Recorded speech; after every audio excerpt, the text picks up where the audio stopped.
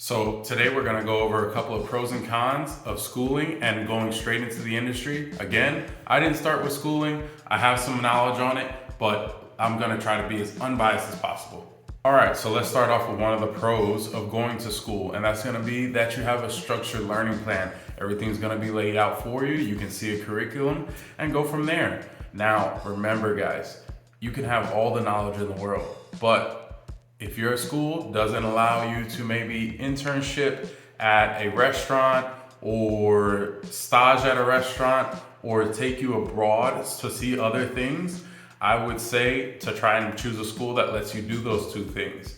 Now, with that being said, you can have all the knowledge in the world, but if you don't know how to apply that and experience, then it's gonna be nothing in a sense. All right, so the next pro is gonna be networking. Just like any college, and what a lot of people will say, when you go to college or any type of higher learning, the thing that might pay off more than the degree itself is gonna be your network and being able to meet people and meet other chefs. So that is gonna be so important. And whether you choose the schooling route or you choose to go straight into the industry, make sure you find ways to network, make sure you find ways to stay connected to the industry and what's going on around you in your city. So the way I like to do that is I will follow, some of the top 50, top 25 restaurants, and then look at a couple others that just inspire me, and then try and see about their chefs and see what they're doing. All right, so the last pro of schooling is that you have access, or you should have access, depending on the school you go to a lot of equipment and a lot of things you can see, Hobarts, other types of mixers. You're gonna have big kettles that you can see, hopefully. All right, so make sure when you're choosing a school that they have a lot of options and a lot of range to teach you on, okay? All right, so just like anything, higher learning or any type of other degree, it can cost a little bit of money. Now, with that being said, that is gonna be one of the cons of going to school. You could run into the fact that you spend a lot of money on this tuition, $40K, $50K, $60K on a tuition, and then you find out maybe this isn't for you. And now you have a school debt that you have to pay off, and you find out maybe I don't want to be a chef. All right, and the next thing is going to be going to school. Just like we all know, it takes an enormous amount of time. Okay, sometimes you don't have this time. Sometimes, you might be a chef that's trying to get into the industry and you already have a family, or you already have certain jobs to get the bills paid, and going to school might suck up a lot of that time, which it will. Think of it as basically you have another job. You have that, 8 a.m. to maybe 3 or 5 p.m. and then you have to go to a night job.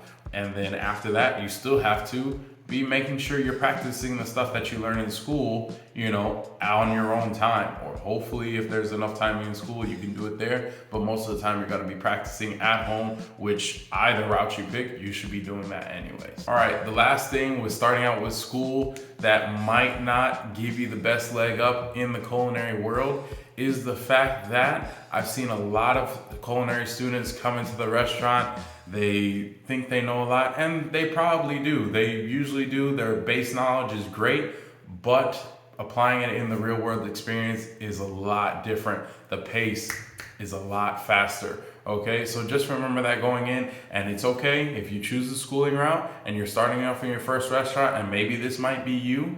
Just remember to be like a sponge and don't let it discourage you too much, okay? Make sure you're taking that sack of potatoes home and practicing your knife skills every single time.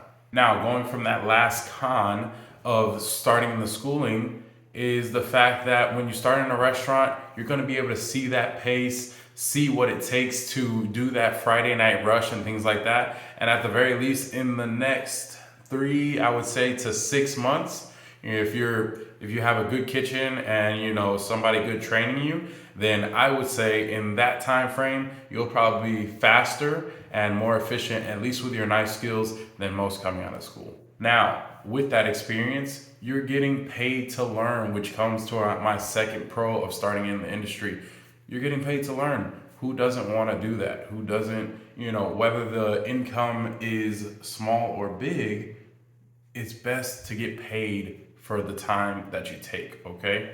Not saying that schooling is a bad idea, but maybe you want to get paid for your time, and maybe you don't have as much wiggle room or that money saved up to go to that schooling. So getting a check while you're learning to do something you're passionate about is great. And also, if you end up changing your mind, there's no real loss. Other than the time, at least you got paid for it. Now, you're probably saying, okay, yeah, sure, starting out gets me experience in the kitchen and I get paid for my time, but how does that look for my career? And all I can tell you is, speaking from experience, I started out as a dishwasher. In under 4 years, I moved up to being a kitchen manager and running one of the biggest stations in the restaurant that I was working for. So when you take that experience and people see that you know how to apply it and they know what you learned coming up through, then I would say in those 4 years when you're probably either just getting out of school and maybe just getting into a kitchen, then it's not going to be time wasted. It's going to be time well spent, and you can advance your career pretty much very quickly. Now, even though you can advance your career very quickly, there are still some cons to starting off in the kitchen and working in a kitchen in general. We feed the world, guys. We feed our cities. So the first thing is going to be that there's going to be long hours. The fact that, most of those holidays, most of the weekends, you're going to most likely be working. And sadly to say, you're going to be missing that time with your family a little bit. There are restaurants that close on the holidays, maybe right on the holiday, right on Christmas, we're around Halloween or just passing right on Thanksgiving, right on, stuff like that. But those days before and the days pretty much right after, most likely you're going to be working, especially if you're new, okay? And this is going to be true whether you're starting in the industry or if you're coming out of school. It's just the way it is. Now, with that being said, the last con I will say can be the skill gap. Remember, you're starting out straight in the industry. You might know the stuff for that specific restaurant, but if you want to try something else, you might have to start learning again, and it might be all new to you, maybe. But this is something that can be counteracted with the fact that you always have to be practicing yourself. Books can be a great way to keep your mind working as a chef, whether you need inspiration, learning new techniques, or you just want to keep your mind on the culinary world, on cooking. These are great ways to do that. And if you guys want to see more on that and what type of books I keep, I'll do another video for that. But that's it for today, guys. Thank you so much, Chef, and I hope you keep cooking.